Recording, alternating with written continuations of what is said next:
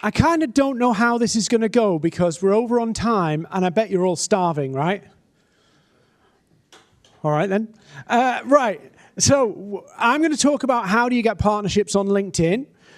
And I'm going to walk you through some examples. And I'm so glad I followed what George was saying there because actually we are talking about partnership. We're talking about building relationships that are going to make us both money and last for a long time. That's what we really want, and that's what we can get from LinkedIn. So just a little bit about me. I started Maverick as a solopreneur and ended up working with all these lot. And God knows how I get all this work because I'm the most irreverent. I swear in their meeting rooms, in their boardrooms, all this kind of stuff. But basically, I help big companies who are so corporate, so kind of have lost any form of personality that they want to use LinkedIn and try and actually get business from it. So I started as a solopreneur, built Maverick, and then I had the rare honor of LinkedIn saying, would you come and train people in LinkedIn? And I'm one of the only people who's actually been invited into LinkedIn to actually do training for their clients inside their own programs. So who's been on LinkedIn? You can all admit it, by the way. Who's been on LinkedIn for like 5 or 10 years or more? Yeah, there's no shame in admitting you're on LinkedIn. Yeah.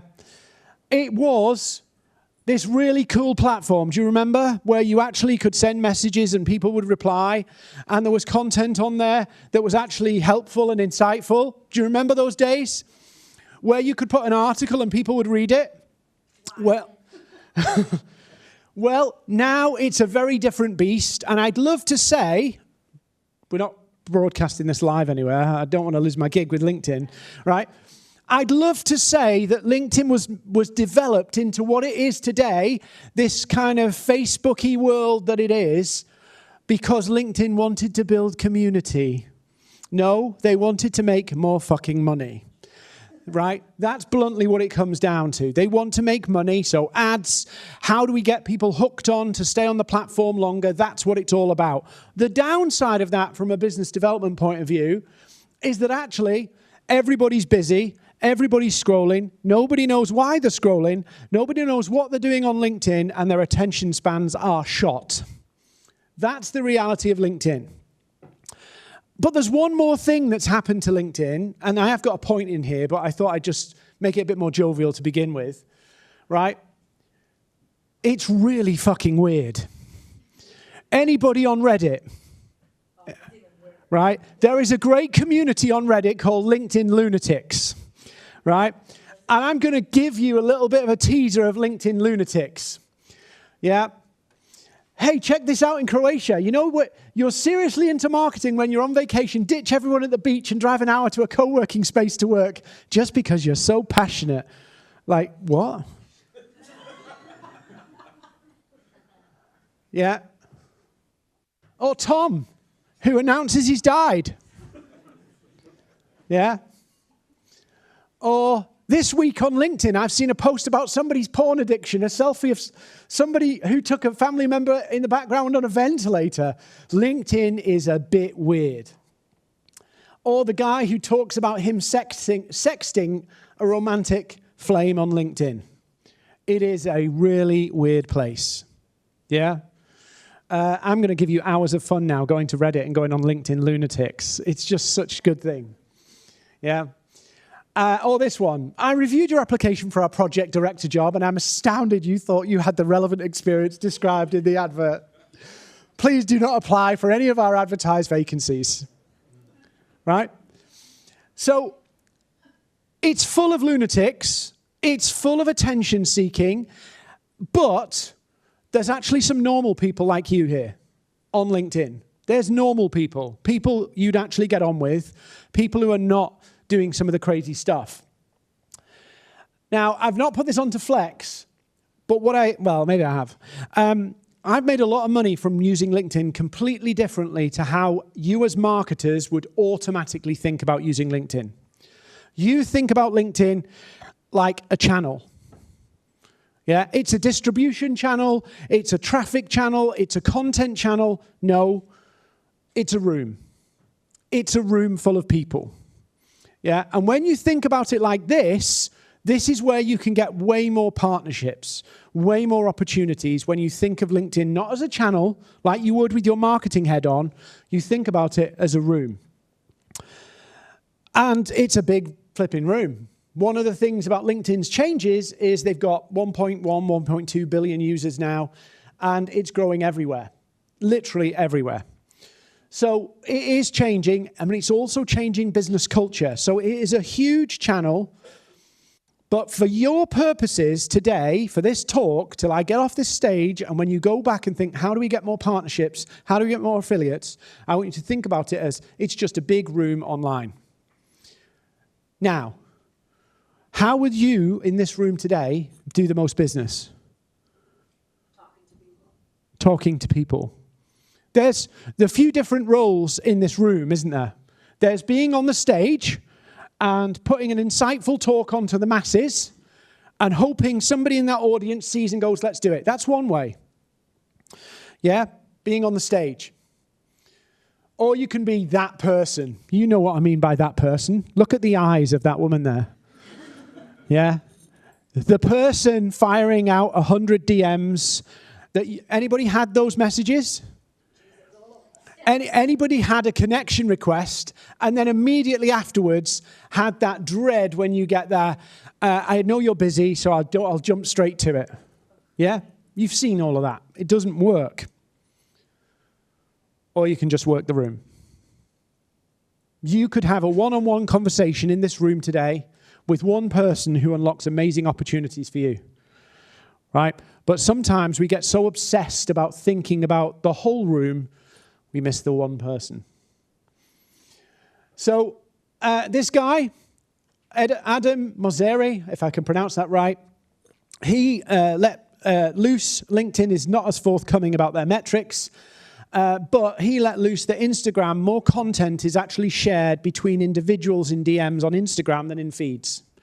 Yeah, social media today have also said that this is a major change of how people are interacting on social media because of privacy. Yeah. How many of you in this room have posted on LinkedIn in the last week? You are, as a room, statistically, more active on LinkedIn than the rest of LinkedIn. 3% of the user base actually post. Yeah. Most of the people are having chats, scrolling, and stalking. So I want you to think about this. If you're looking right now for getting more affiliates and more partners, there's 10 people on LinkedIn, 10, that could probably bring you £1 million worth of revenue, traffic, whatever you want. There's 10 right there, right now. What's your plan? What's your plan? There's 10 people there. What are you going to do? Now, you're all marketers, yeah? You're all involved. I have this theory that if you're involved in one area of marketing, you have a good grasp of every area of marketing. Not technical skill, but you have a good flavor of every bit of marketing.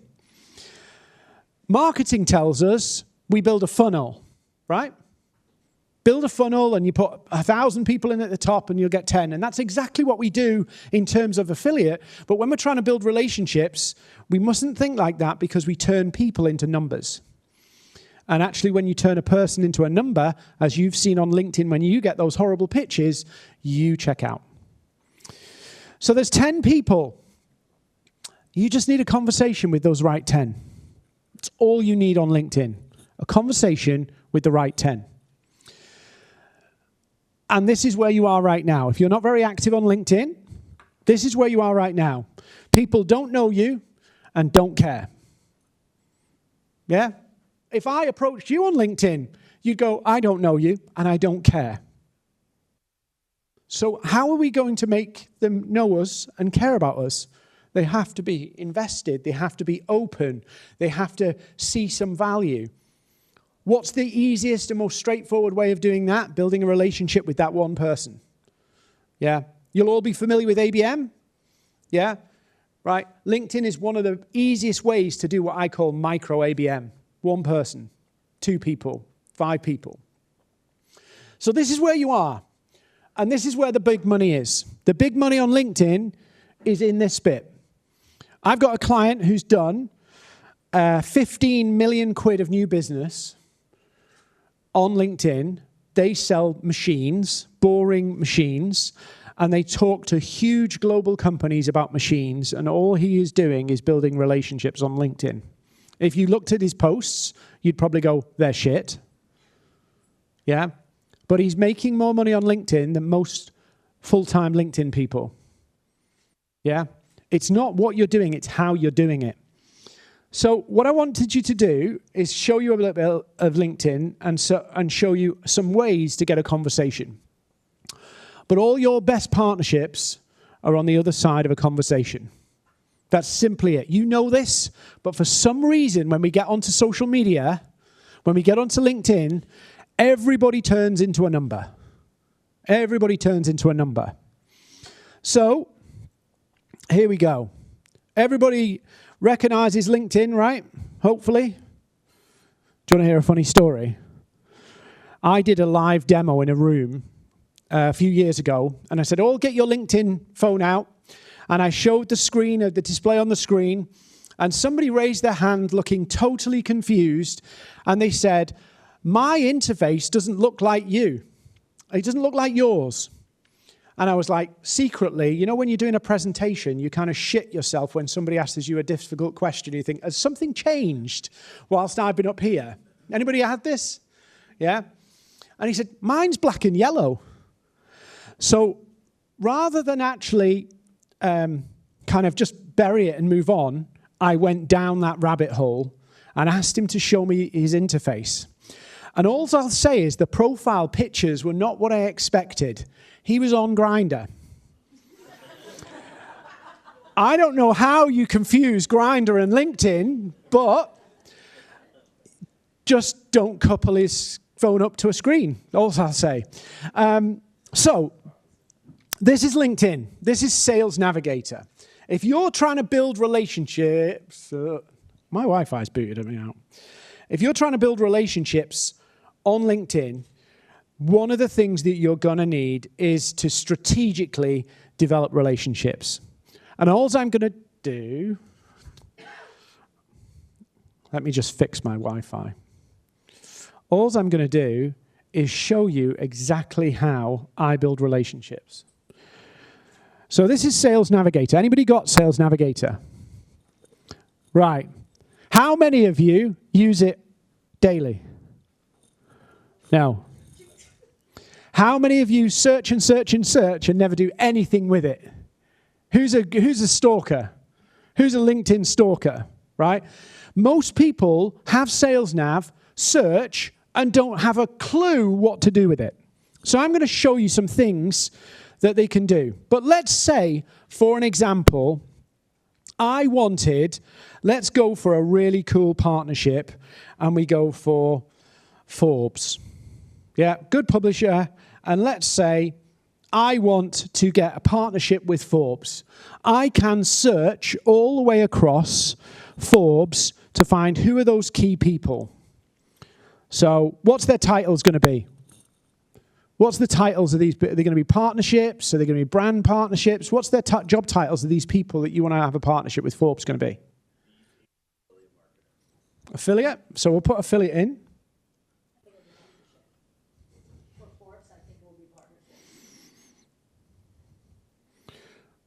So we'll just throw a few in. We'll not dig into the depths of this, but we'll look here and we can go, right, oh, there's a few here, right? So there's a few different people here. These people, if you wanted to do business with these people, if you wanted to broker a deal, just because you message them does not mean they care, right? They are being harassed by all sorts of people, weirdos, other people. Everybody is harassing these people for their attention. So if I want to get Trinity here, say, and I want to have a good conversation with Trinity, I need a plan for Trinity. How am I going to develop that relationship? Can I develop that relationship in one hit? No. Can I develop it in 2 hits? No. So I've got to have a plan of how I take that lady on a journey, right? How do we build those strategic relationships? And that might take a month, 2 months, 10 years, God knows what. One of my biggest clients spent about £1 million with me over the last 5 years. I was building a relationship with him on LinkedIn for 4 years. Every year, it's 240,000 quid they pay me to train their team like clockwork, but it took me 4 years to get it. We want partnership. We have to think partnership. We have to think about how we're going to develop those relationships. And unfortunately, on LinkedIn, what we do is we get really excited about data. Look at all this data. And then go, actually, let's treat people like robots. So I've got Trinity here. What do I do with her? Well, it's real simple. I need to take her on a journey. And what I can do is basically tag Trinity into a journey I'm building inside LinkedIn. So you'll see there, I've got a series of lists, what I call buckets. And you can build these buckets inside LinkedIn and say, here's all the people at various stages of my relationship building. Here's the people I don't know yet. Here's the people I need to build deeper relationships with. Here's the people I really need to get to. Here's the people going to certain events that I need to build relationships with beforehand. Yeah? Whether you're going to this event or other events around the world, there'll be people you really want to meet. What are you going to do on LinkedIn so that that meeting feels perfectly natural? When's your next big event in your industry? I don't know, it feels like you have one every week, but let's say you've got a huge one, right, coming up 3 months down the line. You should be building those relationships with no agenda now, so that in 2 weeks' time, 2 weeks before, you go, hey, are you going to X event? I'm not allowed to say an event name, am I, Leanne? Where? I'm banned from, IGB or whatever. Yeah. If you could literally plan that out now and go, right, I'm going to meet them people for coffee in 3 months' time. And make it a perfectly, all from your point of view, it feels deliberate. From their point of view, it feels organic. You've deliberately built relationships. So inside Sales Nav, I can actually build a little process, a buying journey or a relationship journey, tag them, and then literally as I get to various milestones in that relationship, I can move the person through. So Trinity's in one list right now. There she is. I can go, actually, I'm going to move her now because we're a bit further down the line. I'm going to put her here. And I can move her on a journey. And then when I come into LinkedIn Sales Navigator, I can literally go, who am I with who, where? So I can look in here and go, who have I got at my number one box? And I can see them all. So I can see who I've got where. Yeah, in that journey. But there's one more bit to this that's really cool. You know that annoying feed on LinkedIn that's full of random shit, basically, and it's full of all sorts of weird stuff, and you just go, what's the point in scrolling in this? Yeah? You also know that feed? Right? Well, when you go into Sales Nav gives you a feed based on those buckets you've built. So I can literally go in here and go, where's all my number one people up to? And it shows me a live feed of everything that they've done. So I can inject into those conversations, see what they're up to, and be involved in their world on LinkedIn. I've got senior level business decision makers with, 7-figure sales targets on their backs. And all they do is come in here and chat with these people because they know the power of relationship. You know the power of relationship. And LinkedIn is a tool to give you that relationship. But there's something else that you might find a little bit fun. And all you marketing tech people might get a bit excited about this. I'm quite excited about this. So one of the things you can do is obviously it's the ultimate. It's like the CIA of social media, LinkedIn Sales Navigator, because you can snoop on people to an extreme level. In fact, a few years ago, LinkedIn brought out a tool, and we trialed it with them, called Sales Insights. It was ridiculously expensive. Every quarter, that bill was crippling. It was like $100,000 or something ridiculous to trial this tool, and they cancelled it After I was paying $100,000 or whatever it was for it, they cancelled it. And I was really angry with them. Fell out with them over it for a little while. And what it allowed you to do was download LinkedIn Played with, right? Sometimes I wonder who's in charge at LinkedIn. They played with paying $100,000 to be able to download the data from LinkedIn. Like, all of us are going very excited about that right now, right? I was very excited, and it was like everybody was doing it. And they cancelled it because they realized they would completely destroy their own platform. But there's a really good tool in here called Buyer Intent.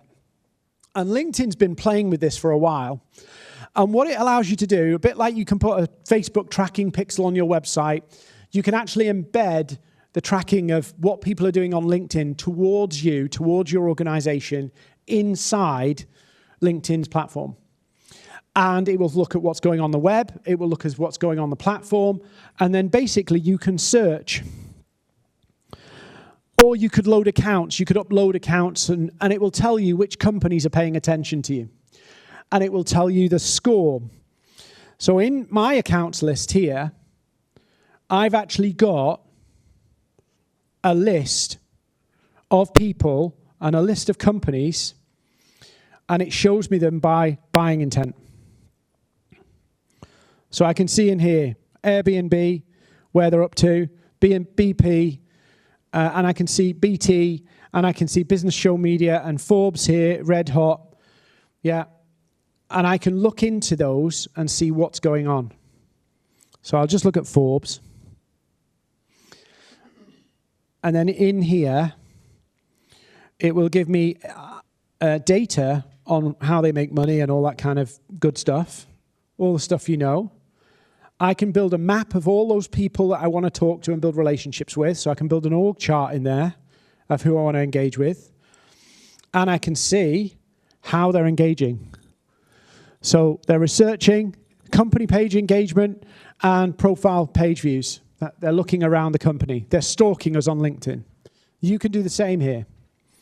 So you can search and see who's paying attention to you. You could prioritize.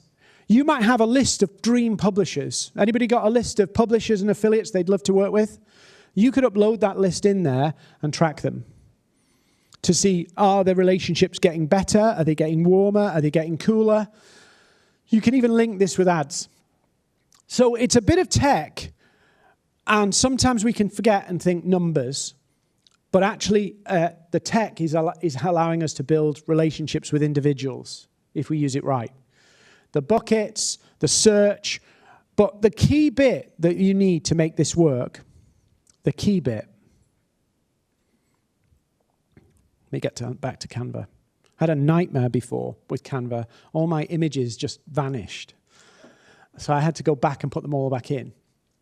So all your partnerships are on the other side of a conversation.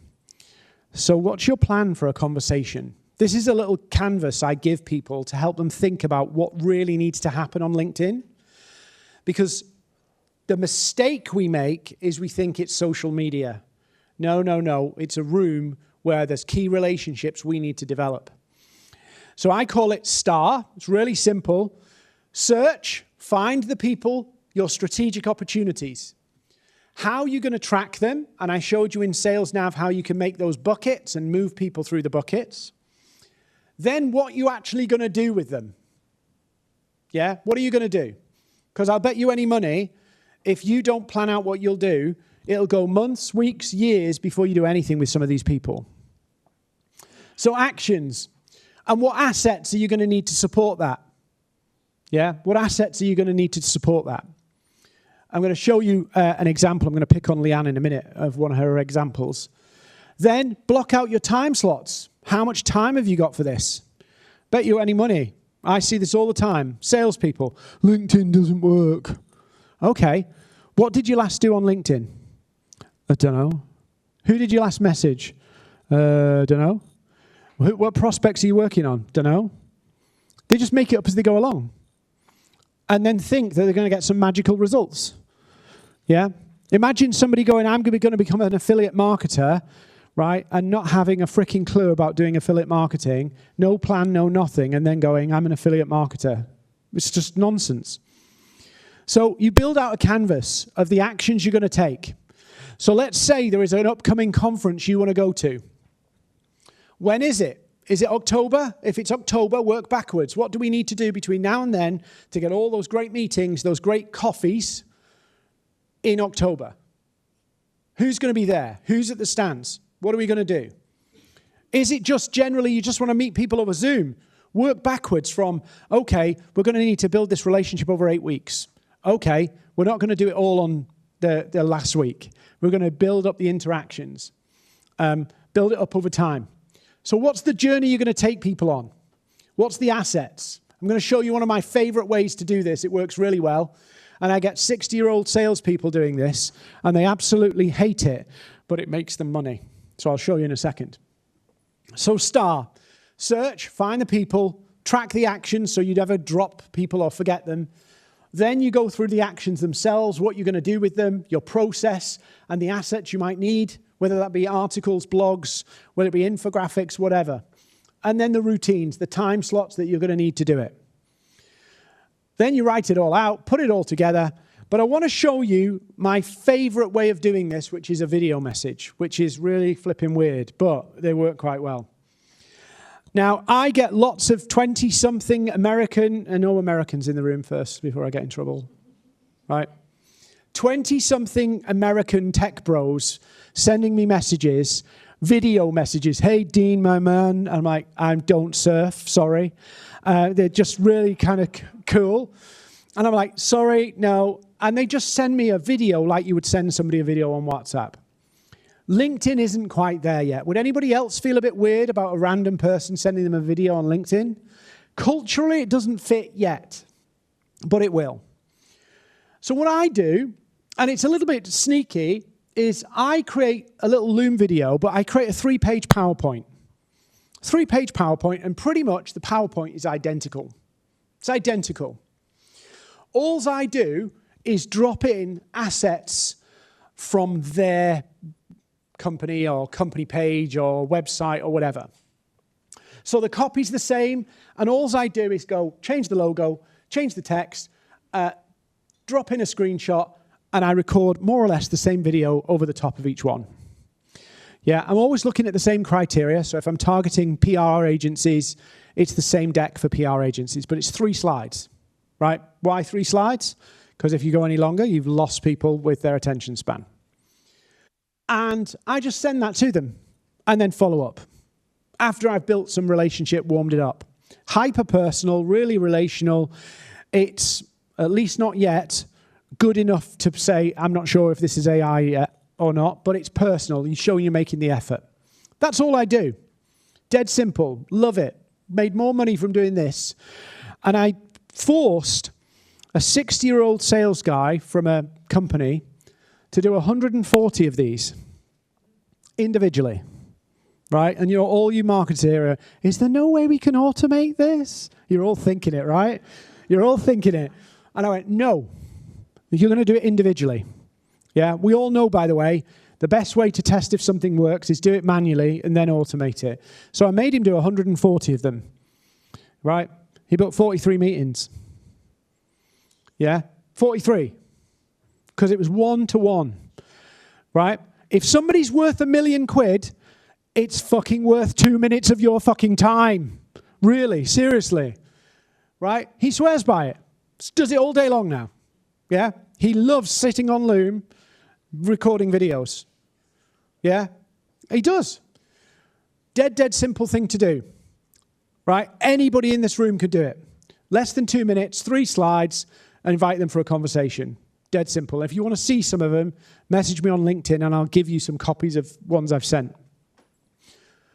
Nobody's doing this, right? Or a small proportion of people are doing this because they value their 2 minutes of time more than £1 million of revenue. Yeah? That's the thinking. And I know in marketing this is not so popular because we want to automate and scale and all that kind of stuff, but sometimes the most profitable thing is to do the unscalable. And on LinkedIn, the most profitable thing to do is do the unscalable. If you can convert at 30% onto meetings, that's pretty good business. So why don't I just do that? Yeah, you can do all the other stuff, content, grow your followers, all that stuff. Doesn't affect all of that. But if I say to people and I meet people and say, what's your you want a fast pace to revenue, start doing this. So, hopefully, I've kind of drummed it home, and I'm going to finish on time a little bit early, so because I can hear rumbling bellies. All your partnerships are on the other side of a conversation. Exactly as, can't remember his name now, George, I nearly said Gareth. George said, relationship, partnerships, yeah? You're trying to build those partnerships. All of your partnerships are on the other side of a conversation. And there are at least 10 people on LinkedIn that you either choose to ignore, choose to treat like a number, or you really go in and go after those people and build those relationships. And if you do that, you win. Thank you very much. Might we have any questions from the floor? Yes, no problem. What happens when you're connecting with people and they're not really active, right? So like, you know, sometimes a lot of people aren't active, I find, on LinkedIn. Do you still go with the 3 to 4 days, or do you try to, you know, connect with them, then try to engage, give it some time, and then send the Loom message? Good question. So my experience has been, if you look at the numbers, 3%, I think, in the last 30 days have actually posted something.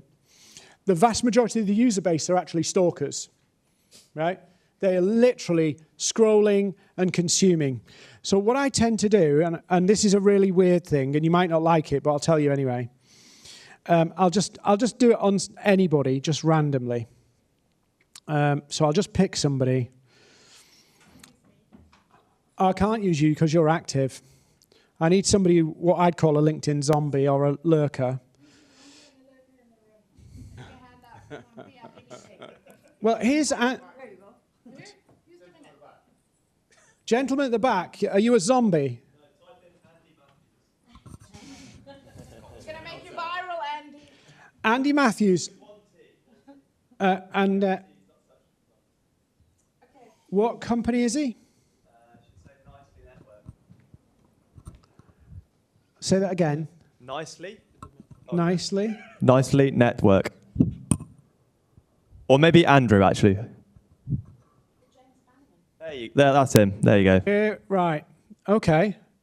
So Andy's at university, looking by the profile picture.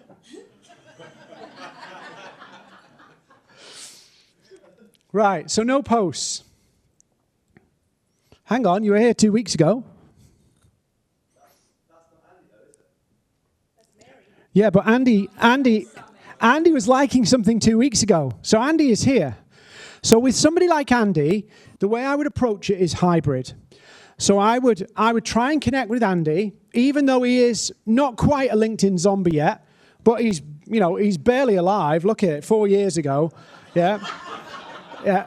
He's clinging on. Yeah. He's barely alive. So what I would do, I would try my luck in terms of connecting with Andy and see if he comes back. But I'd be looking at my profiles to see if he's looking at me and go, who the hell is this? I would look at all of that pattern of activity. And given that he is a zombie, almost, yeah, somebody actually got offended. I got a complaint on Trustpilot because Dean called me a zombie in his workshop. I was like, it's not real, love. Chill out. Anyway, so I would try my luck in connecting with you because it looks like you're a bit of a secret scroller every now and then, basically. I would try and connect with you, do a little kind of weird, quirky thank you note. Big tip here, by the way. Let's hope I've not got any weird messages when I do this, right? For all the marketers in the room, right?